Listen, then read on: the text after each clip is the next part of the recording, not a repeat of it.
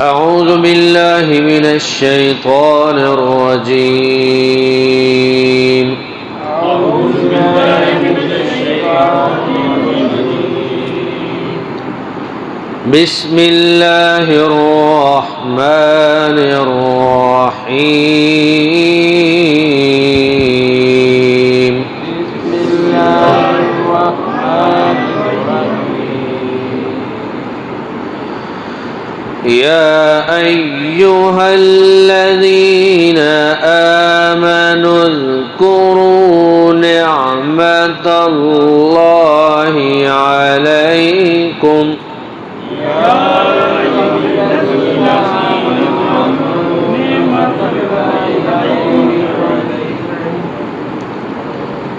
إذ هم قوم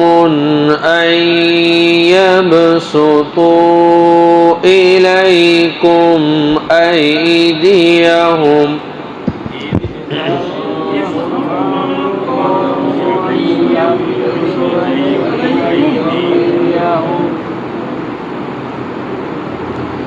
فكف أيديهم عنكم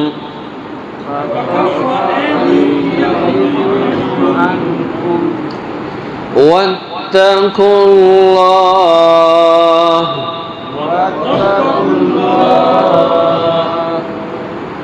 وعلى الله فليتوكل المؤمنون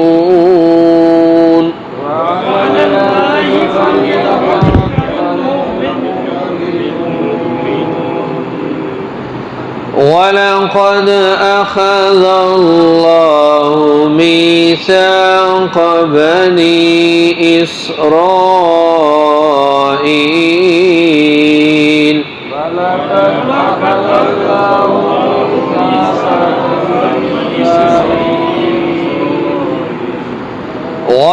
وبعثنا منهم 12 نقيبا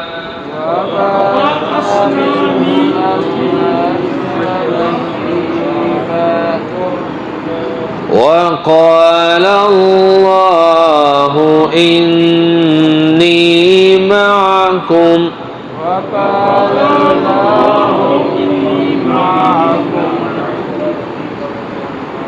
لئن أقمتم الصلاة وآتيتم الزكاة وآمنتم برسلي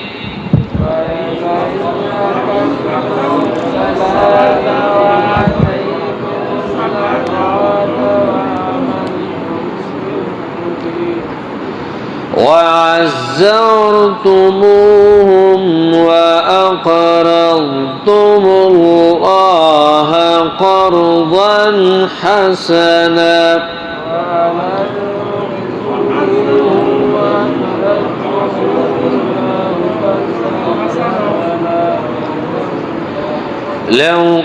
لأكفرن عنكم سيئاتكم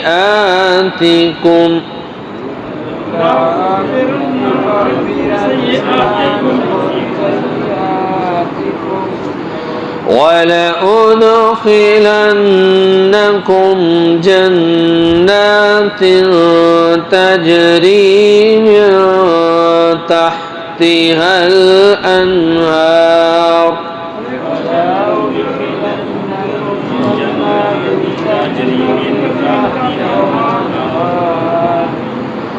فمن كفر بعد ذلك منكم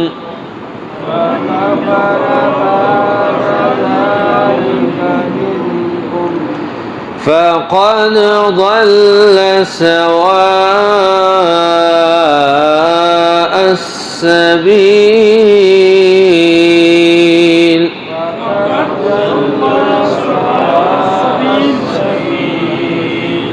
صدق الله العظيم.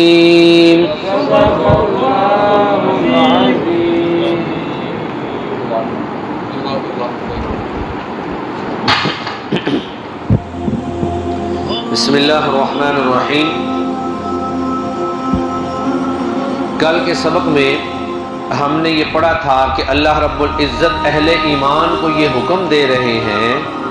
کہ تم انصاف کے ساتھ گواہی دینے والے بن جاؤ،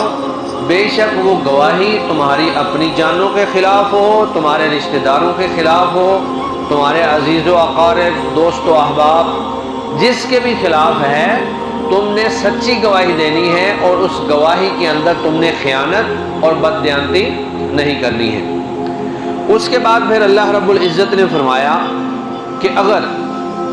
مخالف قوم جو ہے وہ تمہاری دشمن قوم ہے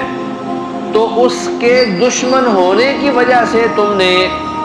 اس کے خلاف ناانصافی نہیں کرنی یا عدل سے روگردانی نہیں کرنی، بلکہ تم نے عدل سے کام لینا ہے، بے شک وہ دشمن ہی کیوں نہ ہو، کیونکہ آپ کا کام یہ نہیں ہے کہ یہ کہ میرا دوست ہے، یہ میرا رشتہ دار ہے، یہ میرا قریبی ہے تو میں تو صرف اسی کی سائیڈ ماروں گا، بے شک یہ حق پر ہے یا یہ ظلم پر قائم ہے۔ تو آج کے سبق میں اللہ رب العزت نے پہلی آیت میں ایک اس نعمت کا تذکرہ کیا ہے جو اللہ رب العزت نے مسلمانوں پر کی، اور یہ بہت بڑی نعمت تھی۔ نعمت کیا تھی کہ نبی مکرم صلی اللہ علیہ وآلہ وسلم، مفسرین نے ایک دو واقعہ لکھے ہیں اور یہ دونوں ہی ٹھیک ہو سکتے ہیں کہ ان دونوں واقعات کے بعد یہ آیت نازل ہوئی ہو۔ ایک واقعہ تو یہ ہے کہ اللہ کے نبی صلی اللہ علیہ وسلم ایک غزوے سے واپس آ رہے تھے اور انہوں نے ایک جگہ پر پڑاؤ کیا۔ اب جہاں پہ پڑاؤ کیا، چونکہ لشکر بڑا ہوتا تھا اور درخت جو ہیں وہ بکھرے ہوتے تھے، تو صحابہ کی ٹولیاں بن جاتی تھی، وہ 5 آدمی جو ہیں وہ ایک درخت کے نیچے، کوئی 10 آدمی جو ہیں وہ ایک درخت کے نیچے، تو ٹولیوں کی شکل میں صحابہ کرام جو ہیں پورے علاقے کے اندر بکھر جاتے تھے۔ تو اب وہاں پر باقاعدہ بلڈنگیں تو ہوتی نہیں تھی یا چھاونیاں تو ہوتی نہیں تھی کہ مجاہدین وہاں پر جو ہے وہ سٹے کریں، تو درختوں کے نیچے ہی جنگلوں میں یا ایسی جگہوں پر جہاں پر سٹے کیا جا سکتا ہو یا جہاں پر راحت کی جا سکتی ہو، صحابہ کرام اور نبی مکرم صلی اللہ علیہ وسلم وہاں پر آرام کر لیتے تھے۔ اب اللہ کے نبی صلی اللہ علیہ وسلم ایک درخت کے نیچے اکیلے جو ہیں وہاں پر آرام فرما رہے تھے، اور آپ نے اپنی تلوار جو ہے وہ درخت کے ساتھ لٹکا دی۔ اب ایک بدو اور عربی شخص وہاں پہ آیا اور اس نے دیکھا کہ سارے صحابہ جو ہیں وہ تو سوئے ہوئے ہیں اور آرام کر رہے ہیں اور اللہ کے نبی بھی سوئے ہیں اور اکیلے ہیں، تو اس نے کہا، سمجھا کہ اب میں اللہ کے نبی صلی اللہ علیہ وسلم کو نعوذ باللہ شہید کر دیتا ہوں۔ اس نے تلوار اتاری، اللہ کے نبی کو جگایا اور کہنے لگا کہ اے محمد بتاؤ اب میرے ہاتھ سے تجھے کون بچا سکتا ہے؟ تو نبی مکرم صلی اللہ علیہ وآلہ وسلم نے فرمایا، اللہ، مجھے اللہ بچائے گا۔ اب بظاہر حالات نہیں تھے، ہتھیار اس کے ہاتھ میں تھا، اللہ کے نبی نہتے تھے، لیکن رسول اللہ صلی اللہ علیہ وسلم کا اللہ پر اتنا اعتماد اور اتنا بھروسہ تھا کہ بلا جھجک کہا، اللہ، مجھے اللہ بچائے گا۔ جب اللہ کے نبی صلی اللہ علیہ وسلم نے یہ جملہ بولا تو اس شخص کے ہاتھ جو ہیں وہ کانپنا شروع ہو گئے اور تلوار اس کے ہاتھ سے نیچے گر گئی۔ اللہ کے نبی صلی اللہ علیہ وسلم نے تلوار پکڑی اور کہا کہ اب تو بتا کہ تجھے کون مجھ سے بچائے گا؟ تو پھر وہ منتیں کرنا شروع ہو گیا کہ جی آپ مجھے معاف کر دیں، میں دوبارہ ایسا کبھی نہیں کروں گا، آپ تو ماشاءاللہ بہت رحیم ہیں، کریم ہیں، معاف کرنے والے ہیں۔ تو نبی مکرم صلی اللہ علیہ وآلہ وسلم نے اس کو معاف کر دیا۔ ایک واقعہ تو مفسرین نے یہ بیان کیا ہے۔ اسی طرح ایک اور واقعہ ہے کہ 2 شخص قتل ہو گئے تھے اور ان کی دیت کا معاملہ جو ہے وہ طے کرنے کے لیے اللہ کے نبی اور چند صحابہ کرام یہودیوں کے قبیلے بنو نذیر میں گئے۔ تو بنو نذیر کا جو سردار تھا قعب بن اشرف یہودی، وہ اللہ کے نبی کا بہت ہی مخالف تھا اور آپ صلی اللہ علیہ وسلم کی شان میں بہت گستاخیاں کیا کرتا تھا۔ تو انہوں نے ایک سازش تیار کی کہ اللہ کے نبی صلی اللہ علیہ وسلم کو ایک دیوار کے ساتھ جو ہے وہاں پر بٹھائیں گے، اور جب اللہ کے نبی وہاں پر بیٹھ جائیں گے تو یہ جو چکی آٹا پیسنے والی ہوتی ہے اس کا پتھر بڑا سارا جو ہے وہ وہاں سے اوپر سے ہم نیچے اللہ کے نبی کے اوپر پھینک دیں گے، اور رسول اللہ صلی اللہ علیہ وسلم جو ہیں وہ نعوذ باللہ فوت ہو جائیں گے، قتل ہو جائیں گے۔ تو اللہ کے نبی جب وہاں پر گئے تو اللہ تعالیٰ نے سیدنا جبرائیل علیہ السلام کو بھیجا اور وحی کے ذریعے بتا دیا کہ یا رسول اللہ آپ کے خلاف یہ لوگ یہ سازش کر رہے ہیں، آپ فوراً یہاں سے اٹھ کر چلے جائیں۔ تو اللہ کے نبی صلی اللہ علیہ وسلم وہاں سے فوراً اٹھے، صحابہ کو کہا جی چلیں۔ اب یہودی بڑا کہنے لگے جی یا رسول اللہ آپ بیٹھے، ہم معاملات کو طے کرتے ہیں، ہم جو بندے قتل ہوئے ہیں ان کی دیت کا فیصلہ کرتے ہیں۔ تو اللہ کے نبی نے فوراً وہاں پہ ان کے ساتھ کوئی بات نہیں کی، اور مدینہ میں آ کر آپ صلی اللہ علیہ وسلم نے مجاہدین کو اور صحابہ کو جہاد کے لیے تیار کیا، اور جا کر بنو نذیر کا محاصرہ کر لیا گیا، اور ان کو جو ہے اس بات پر اجازت دی گئی کہ وہ یہاں پر جو کچھ ان کا ہے وہ سب کچھ اپنا لے جائیں، لیکن یہاں سے وہ جلا وطن ہو جائیں گے اور وہ خیبر میں چلے جائیں گے۔ تو نبی مکرم صلی اللہ علیہ وآلہ وسلم نے اس واقعہ کے بعد بنو نذیر کا جو قبیلہ تھا اس کو وہاں سے جلا وطن کر دیا، اور وہ سارے کے سارے جو ہیں وہ خیبر میں چلے گئے۔ اور اس کا تفصیلی قصہ جو ہے وہ سورہ حشر کے اندر اللہ تعالیٰ نے بیان فرمایا ہے۔ تو اللہ تعالیٰ نے جو یہاں پر تذکرہ کیا ہے وہ یہ تذکرہ کیا ہے کہ یا ایھا الذین آمنو، اے ایمان والو، اذکروا نعمت اللہ علیکم، تم یاد کرو اللہ کی اس نعمت کو جو اس نے تمہارے اوپر کی۔ اب یہ نعمت کا براہ راست تعلق تو اللہ کے نبی کے ساتھ ہے کہ اللہ تعالیٰ نے نبی مکرم صلی اللہ علیہ وآلہ وسلم کی حفاظت فرمائی، لیکن اللہ کے نبی کی ذات مومنوں کے لیے سب سے بڑی نعمت ہے۔ آپ صلی اللہ علیہ وسلم سے بڑھ کر مومنوں کو کوئی چیز محبوب نہیں تھی۔ صحابہ کو اللہ کے نبی کے ساتھ اتنی زیادہ محبت تھی کہ اپنے والدین، اپنے بیوی بچے، اپنے رشتہ دار، سب سے بڑھ کر اتنی محبت کسی کے ساتھ بھی نہیں تھی جتنی محبت جو ہے وہ آپ صلی اللہ علیہ وسلم کے ساتھ تھی۔ اگر وہ عربی دیہاتی آدمی جو ہے اگر اس کا منصوبہ کامیاب ہو جاتا، یا بنو نذیر کے یہودیوں کا یہ منصوبہ کامیاب ہو جاتا، تو آپ ذرا تصور کریں کہ مومنوں کے اوپر کتنے بڑے مشکلات اور مصیبتوں کے پہاڑ اور غم کے پہاڑ نازل ہو جاتے کہ آپ صلی اللہ علیہ وسلم جو مومنوں کو اپنی جانوں سے زیادہ محبوب تھے، جن کے لیے مومن جو ہے اپنی جانیں قربان کر دیا کرتے تھے، اگر ان کو کوئی بھی نقصان پہنچ جاتا تو مومنوں کے لیے یہ کتنی غم والی بات ہوتی۔ تو اللہ نے مومنوں کو کہا ہے کہ یا ایھا الذین آمنو، اے ایمان والو، اذکروا نعمت اللہ علیکم، اللہ کی اس نعمت کو یاد کرو جو اللہ نے تمہارے اوپر فرمائی۔ وہ کیا نعمت ہے؟ اذ ہم، جب ارادہ کیا، قوم، ایک قوم نے، ان یبسطوا، کہ وہ پھیلائیں، الیکم، تمہاری طرف، ایدیہم، اپنے ہاتھ۔ ہاتھ پھیلانے کا مطلب یہ ہے کہ آپ کے اوپر حملہ آور ہوں، یا آپ کو نعوذ باللہ قتل کر دیں، اور آپ کے بارے میں یا آپ کے اوپر پتھر پھینک دیں۔ فکفا، بس اس اللہ نے روک لیا، ایدیہم، ان کے ہاتھوں کو، عنکم، تم سے۔ تو یہ روکنے والا کون تھا؟ اللہ رب العزت تھا۔ اعرابی کے ہاتھ سے اگر تلوار گری تھی تو وہ بھی اللہ رب العزت کے حکم سے گری تھی۔ اسی طرح اگر اللہ رب العزت نے وہاں پتھر کے نیچے آپ صلی اللہ علیہ وسلم کو خبر دی تھی تو وہ بھی اللہ تعالیٰ نے خبر دی تھی، وحی کے ذریعے آپ صلی اللہ علیہ وسلم کو سارا واقعہ اور ماجرا جو ہے وہ بیان کیا تھا۔ تو اللہ فرماتے ہیں کہ میری اس نعمت کو یاد کرو کہ میں نے تمہیں بچا لیا۔ وہ تمہاری طرف دست درازی کرنا چاہتے تھے، تمہیں قتل کرنا چاہتے تھے، تمہیں نقصان پہنچانا چاہتے تھے، لیکن اللہ تعالیٰ نے ان کے ہاتھوں کو تمہیں نقصان پہنچانے سے روک لیا۔ جب اتنا بڑا اللہ نے تمہارے اوپر انعام کیا ہے تو پھر کیا کرو؟ واتقوا اللہ، اللہ سے ڈر جاؤ، صرف اللہ سے ڈرو، اللہ کے علاوہ کسی سے نہیں ڈرنا ہے، کیونکہ کوئی بھی تمہارا کوئی بھی نقصان نہیں پہنچا سکتا ہے۔ صرف اللہ رب العزت کی ذات کا یہ اختیار ہے کہ وہ چاہے تو تمہیں نقصان دے اور چاہے تو تمہیں نفع پہنچائے۔ نفع اور نقصان کا اختیار صرف اللہ رب العزت کے پاس ہے، نفع اور نقصان کا اختیار صرف اللہ رب العزت کے پاس ہے۔ یہ حدیث میں نے آپ کو کئی دفعہ سنائی ہے، حدیث قدسی ہے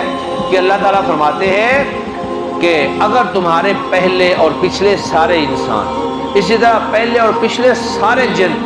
مل کر یہ فیصلہ کر لیں، عہد کر لیں کہ ہم نے کسی بندے کو فائدہ پہنچانا ہے، تو وہ ایک رائی کے دانے کے برابر بھی فائدہ نہیں پہنچا سکتے، الا یہ کہ اللہ نے اس کے مقدر میں وہ فائدہ لکھ دیا ہو۔ اسی طرح اگر وہ سارے مل کر یہ فیصلہ کر لیں، عہد کر لیں کہ ہم نے کسی کا نقصان کرنا ہے، تو وہ کسی کا بال بھی بیکا نہیں کر سکتے الا یہ کہ اللہ تعالیٰ نے اس کے مقدر میں وہ نقصان لکھ دیا ہو۔ تو نبی مکرم صلی اللہ علیہ وآلہ وسلم کو اللہ تعالیٰ نے حفاظت عطا فرمائی، اور ایک آیت ایسی بھی ہے کہ جس میں اللہ تعالیٰ نے فرمایا واللہ یعصمک من الناس، اے نبی اللہ آپ کو لوگوں سے محفوظ رکھیں گے۔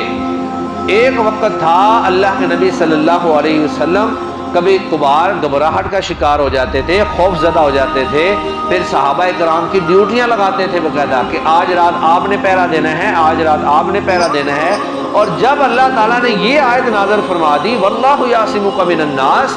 اے نبی اللہ آپ کا محافظ ہے، لوگ آپ کا کچھ بھی نہیں بگاڑ سکتے، تو پھر اللہ کے نبی صلی اللہ علیہ وسلم نے صحابہ سے کہا کہ اب آپ پہرا نہ دیا کریں، اب اللہ میرا پہرا دے گا۔ جس رات کفار نے محاصرہ کیا ہوا تھا اور اللہ کے نبی نے ہجرت کی تھی، اس دن اللہ کے نبی کے پہرے پہ تو کوئی بھی نہیں تھا، آپ اکیلے اپنے گھر میں موجود تھے۔ حضرت علی کو تو بعد میں بلایا گیا اور وہاں پہ پھر حضرت علی کو سلایا گیا اور اللہ کے نبی نکل گئے، اور جب نکلے وہ انتظار میں کھڑے ہوئے ہیں، وہ کسی کو اللہ کے نبی کسی کو بھی نظر نہیں آئے، بلکہ اللہ کے نبی نے مٹی پکڑ کے ان کے سروں میں ڈالی باقاعدہ کہ تم یہیں پہ ذلیل و خوار ہوتے رہو، میرا محافظ تو اللہ تعالیٰ ہے اور اللہ مجھے بچانے والا ہے۔ پھر وہ جب غار کے اندر کافر بالکل غار کے دھانے پر پہنچ گئے تو وہاں بھی کون بچانے والا تھا؟ وہاں بھی اللہ رب العزت بچانے والا تھا۔ تو جس کا محافظ اللہ بن جائے دنیا کی کوئی طاقت اس کو نقصان نہیں پہنچا سکتی، اور جس کے مقدر میں اللہ نے نقصان لکھ دیا ہو دنیا کی کوئی طاقت اس نقصان کو بچا نہیں سکتی ہے۔ یہ ہم دعا پڑھتے ہیں نا، اللہم لا مانع لما آتیت ولا معطی لما منعت ولا ينفع ذا الجد منک الجد، کہ جس کو اللہ دے دے اس کو کوئی روک نہیں سکتا، اور جس سے اللہ روک لے اس کو کوئی دے نہیں سکتا، اور کسی بھی دولت مند کو اس کی دولت جو ہے کوئی اللہ سے نفع نہیں دے سکتی ہے۔ ولا ينفع ذا الجد منک الجد، نفع وہی پہنچے گا جو اللہ نے آپ کے مقدر میں لکھ دیا ہے۔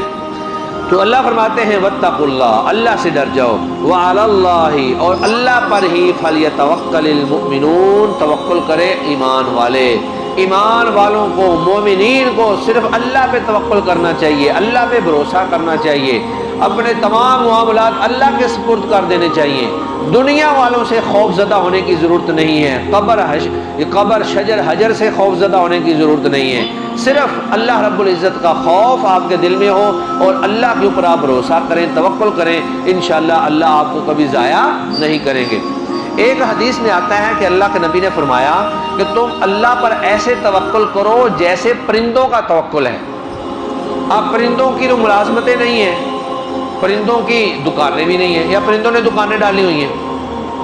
تو اللہ کے نبی نے فرمایا کہ جس طرح پرندوں کا اللہ پہ توکل ہے کہ جس اللہ نے ہمیں پیدا کیا ہے وہ اللہ ہمیں رزق بھی دے گا۔ پرندے صبح خالی پیٹ نکلتے ہیں لیکن جب شام کو واپس آتے ہیں تو پیٹ بھرے ہوتے ہیں، اپنے لیے بھی اور پھر اپنے بچوں کے لیے بھی لے کر آتے ہیں۔ تو یہ رزق کون دینے والا ہے؟ یہ اللہ کی ذات دینے والی ہے۔ تو ایسا توکل اللہ رب العزت کے اوپر ہونا چاہیے۔ اب دیکھیں بعض اہل علم جو ہیں اسلاف، وہ ملازمت نہیں کرتے تھے، وہ کہتے تھے جب آدمی ملازمت کر لیتا ہے نا تو پھر اللہ پہ توکل کمزور ہو جاتا ہے، اس کو پتہ ہے کہ مہینے کے آخر میں اتنی تنخواہ آ جانی ہے اور مسلسل آ رہی ہے۔ وہ کہتے تھے نہیں، کاروبار کریں، کاروبار میں اللہ پہ توکل بڑھ جاتا ہے۔ آپ کو ایک بھی گاہک کا نہیں پتہ ہوتا کہ گاہک نے آج آنا ہے کہ نہیں آنا ہے، اللہ کے توکل پر، اللہ کے بھروسے پر گاہک آ رہا ہوتا ہے، اور جب نہیں آتا ہے تو پھر آپ اللہ کی طرف دیتے ہیں یا دیکھتے ہیں یا اللہ کو گاہک بھیج دے یا اللہ اچھی بولی ہو جائے، تو یہ اللہ کے اوپر توکل ہوتا ہے۔ تو اس لیے کئی علماء اور اہل علم اسلاف جو ہیں وہ کہتے تھے ملازمت نہ کیا کریں، ملازمت سے جو ہے وہ آپ کا توکل جو ہے وہ کمزور ہو جاتا ہے، اور آپ کاروبار کریں، اور ویسے بھی کاروبار کے اندر اللہ تعالیٰ نے رزق جو ہے زیادہ رکھا ہے۔ ایک حدیث یا قول ہے کہ اللہ رب العزت نے 100 میں سے 99% رزق جو ہے وہ تجارت کے اندر رکھا ہے۔ 99% رزق کہاں ہے؟ تجارت کے اندر ہے۔ باقی یہ ملازمت کے اندر، مزدوری کے اندر، محنت کے اندر وہ 1% رزق آتا ہے سارا۔ تو کاروبار میں اللہ تعالیٰ نے بس آپ کا مقدر ٹھیک ہونا چاہیے اور آپ جو ہے حلال طریقے سے کاروبار کر رہے ہوں، اس کے اندر جھوٹ نہ بولیں، اس کے اندر خیانت نہ کریں، 2 نمبر چیز نہ دیں، جو چیز ہے بالکل صاف ستھری اور اس میں جو نقص یا عیب پایا جاتا ہے وہ بھی گاہک کو بتا دیں کہ بھائی اس میں یہ خوبیاں ہیں، یہ خامیاں ہیں، میں نے اتنے کی دینی ہے، مجھے اتنے میں وارے ہیں، بس جھوٹ بولنے کی کیا ضرورت ہے، سب کچھ واضح کر دیں، گاہک جو ہے وہ اندھیرے میں نہ رہے۔ اور رزق حلال کمانے والا تاجر، اللہ کے نبی نے فرمایا کہ رزق حلال کمانے والا تاجر جو نمازوں کی پابندی بھی کرتا ہے، اس کی تجارت کو بھی اللہ تعالیٰ عبادت شمار کر دیتے ہیں، لیکن رزق حلال ہونا چاہیے۔ ایک تو یہ ہے کہ حرام کی تجارت نہ ہو، مثلا شراب کی تجارت نہ ہو، یا اسی طرح جو بھی حرام چیزیں اللہ نے کی ہیں ان کی تجارت نہیں ہونی چاہیے، حلال چیزوں کی تجارت ہو اور پھر حلال طریقے سے ہو، حلال طریقے سے کمایا جائے اور حلال طریقے سے ہی اس کو خرچ کیا جائے، تو یہ دنیا یا دنیا کا مال انسان کے لیے وبال جان نہیں ہے۔ لیکن اگر آپ حرام طریقے سے کماتے ہیں، حرام جگہوں پہ خرچ کرتے ہیں یا حرام چیز جو ہے اس کا کاروبار کرتے ہیں، تو یہ جو ہے یہ آپ کے لیے دنیا کے اندر بھی وبال جان ہے اور آخرت میں بھی آپ کو جہنم میں لے جانے کا باعث بنے گا۔ اور اس کے بعد پھر اللہ رب العزت نے بنی اسرائیل کا واقعہ بیان کیا ہے۔ اصل میں اللہ تعالیٰ نے پہلے اہل ایمان کے جو ہیں عہد، ان کے وعدے اور پھر ان کے اوپر جو انعامات کیے وہ سارے اللہ نے بیان کیے، تو اس کے بعد پھر اللہ تعالیٰ نے بنی اسرائیل جو ہے ان کا وعدہ بھی بیان کر دیا۔ اب پیچھے یہ 2-3 دنوں کا جو ہمارا سبق تھا اس میں اہل ایمان کے تذکرے ہیں کہ اے ایمان والو اس نعمت کو یاد کرو، اے ایمان والو اس نعمت کو یاد کرو۔ تو یہ ساری نعمتیں، اللہ کے ساتھ کیے ہوئے وعدے، وہ سارے جو ہیں اللہ نے بیان کر دیے، اور اہل ایمان نے کوشش کی، صحابہ نے کوشش کی، اللہ کے نبی کے ساتھیوں نے کوشش کی کہ ان وعدوں کو پورا کریں۔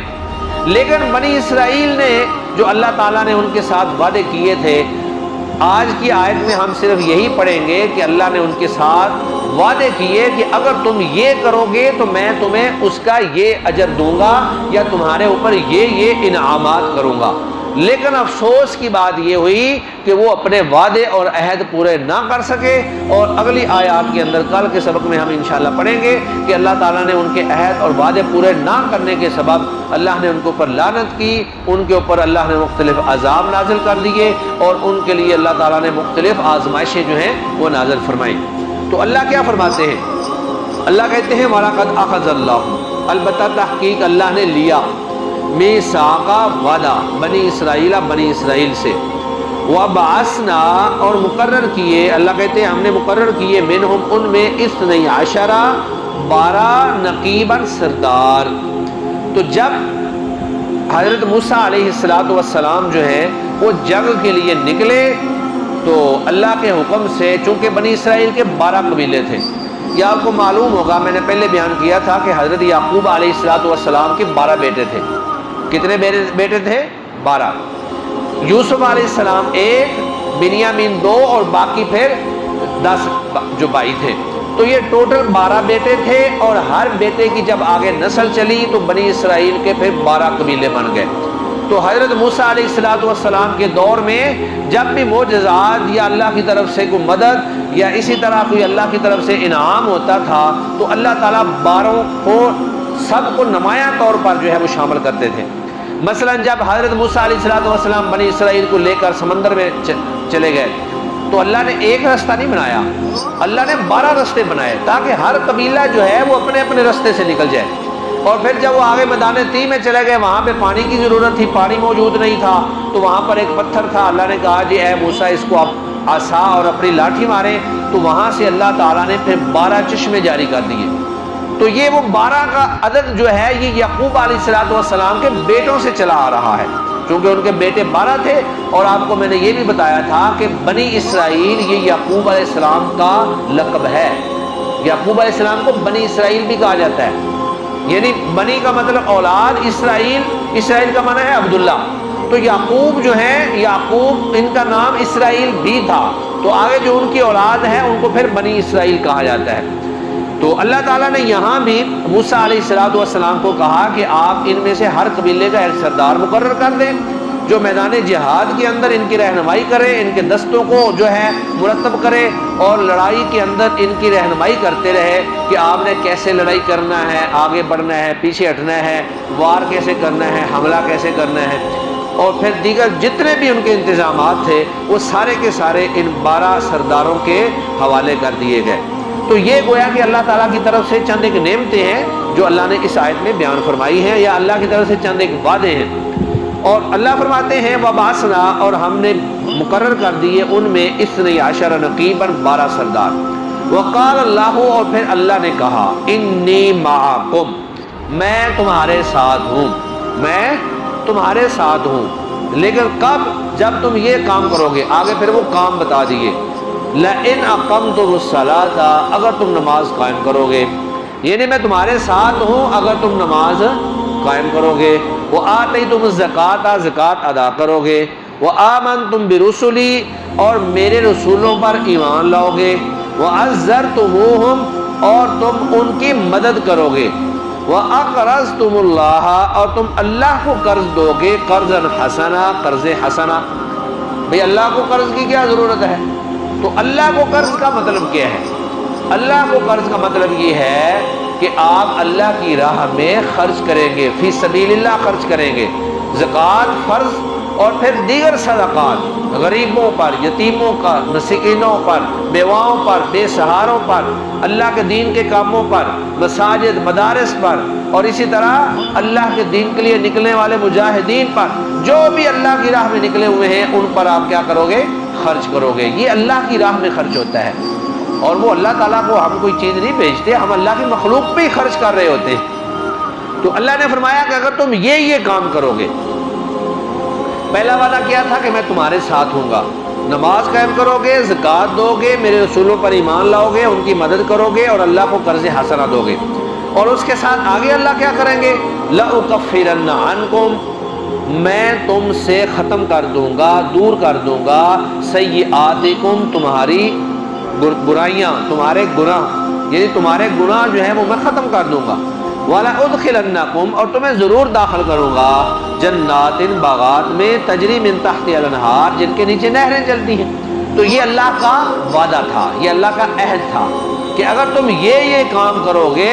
تو ایک تو میں تمہارے ساتھ ہوں، دوسرا میں تمہارے گناہوں کو معاف کر دوں گا، اور تیسرے نمبر پر میں تمہیں جنت میں داخل کروں گا، جنتوں کے اندر اللہ داخل کریں گے۔